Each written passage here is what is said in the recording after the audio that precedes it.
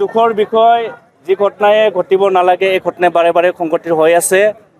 যোৱা 3 মে তাৰিখে গোৱালপাৰা জিলাৰ ভাল্লাপাৰা গাঁৱত দুজনী জনজাতি সম্প্ৰদায়ৰ ছোৱালী মাইনৰ ছোৱালী তেখেতসকলে বৈশাগু ৰংজালী বৈশাখ উদযাপনত উপস্থিত হৈ পেলাই তেখেতসকলে যেতিয়া ঘৰলৈ উভতি গৈছিলে ঘৰলৈ উভতি যোৱাৰ টাইমতে গোৱালপাৰা জিলাৰ ভাল্লাপাৰা গাঁৱত 3জন পাখণ্ড ধন আলী তালুকদাৰ বাহাৰ আলী আৰু ৰহমান আলী তেওঁলোকে দলবদ্ধভাৱে দুজনী মাইনৰ ছোৱালীক ধৰ্ষণ কৰিলে।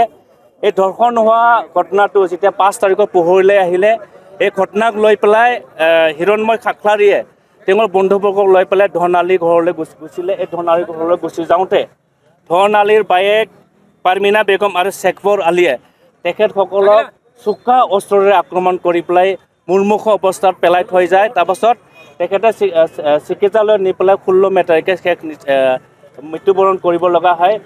এই ঘটনাটোক নিখিল বড়ো ছাত্ৰ সন্থাই কঠোৰভাৱে ভাষাৰে নিন্দা কৰিছোঁ আৰু আজি নিখিল বড়ো ছাত্ৰ সন্থাৰ নেতৃত্বত আমি প্ৰত্যেকখন জিলা কমিটিত আমি এটা ন্যায় বিচাৰি পেলাই সমৰ্থন উলিয়াইছোঁ আৰু 3টা দাবীক লৈ পেলাই আমি এই সমৰ্থনটো উলিয়াইছোঁ। এটা দাবী হ'ল যি 3জন পাখণ্ডুৱে দুজনী ছোৱালীক দলবদ্ধভাৱে ৰেপ কৰিলে তেখেতসকলক আইনৰ আওতাত আনি পেলাই শাস্তি প্ৰদান কৰিব লাগে আৰু হিৰময় খাখলাৰীৰ চোকা অস্ত্ৰেৰে যি নিৰ্মলভাৱে আক্ৰমণ কৰি পেলাই হত্যা কৰিলে ইয়াৰ পাৰমিনা বেগম আৰু শেখবৰ আলী তেখেতসকলকো আইনৰ আওতাত আনি পেলাই শাস্তি প্ৰদান কৰিব লাগে বুলি নিখিল বড়ো ছাত্ৰ সন্থাই এটা দাবী ৰাখিছোঁ।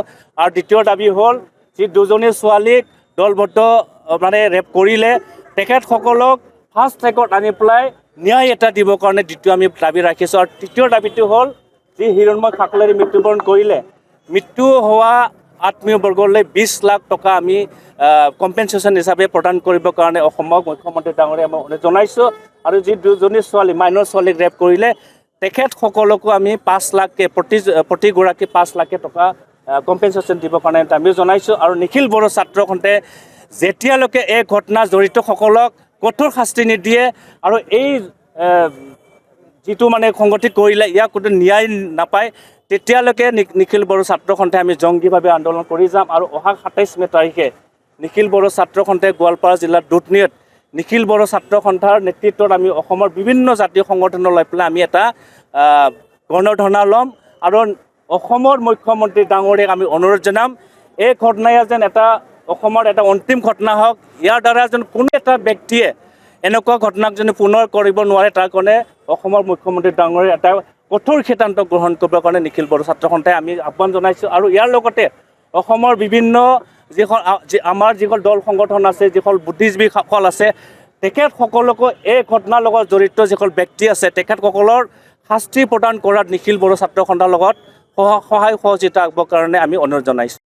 হয়, ধন আলী তালুকদাৰ যিজন ব্যক্তিয়ে আমি জনাত যোৱা বছৰো তেখেতে যেতিয়া ৰাজমেলা হৈছিলে এই একেটা ঘটনাকে তেখেতে সংগঠিত কৰিছিলে। তেখেতে কিন্তু আইনৰ খুৰুঙা লৈ পেলাই আকৌ তেখেতে উলিয়াই পেলাই আকৌ এবাৰ এই ঘটনাকে তেখেতে সংগঠিত কৰিলে। ইয়াৰ দ্বাৰা আমি আইনত তেখেতসকলক আনি পেলাই কোনো যাতে আইনৰ দ্বাৰা সাৰি যাব নোৱাৰে সেইকাৰণে মই অসমৰ মুখ্যমন্ত্ৰী ডাঙৰীয়া অসমৰ মহামহিম ৰাজ্যপাল আৰু BTRৰ চিফ প্ৰমোদ বড়ো আৰু ৰাভা হাছঙৰ চিফ আমাৰ তেখেতসকলকো আমি আহ্বান জনাইছোঁ যেন কোনো কাৰণতে তেওঁলোকে আকৌ আইনৰ খুৰুঙা লৈ পেলাই তেনেকৈ ওলাই আহিব নোৱাৰে আৰু তেনেকুৱা ঘটনাটো আৰু পুনৰবাৰ কৰিব নোৱাৰে। তাৰ কাৰণে অসমৰ মুখ্যমন্ত্ৰীক এটা ভাল পদক্ষেপ গ্ৰহণ কৰিবৰ কাৰণে আমি আহ্বান জনাইছোঁ।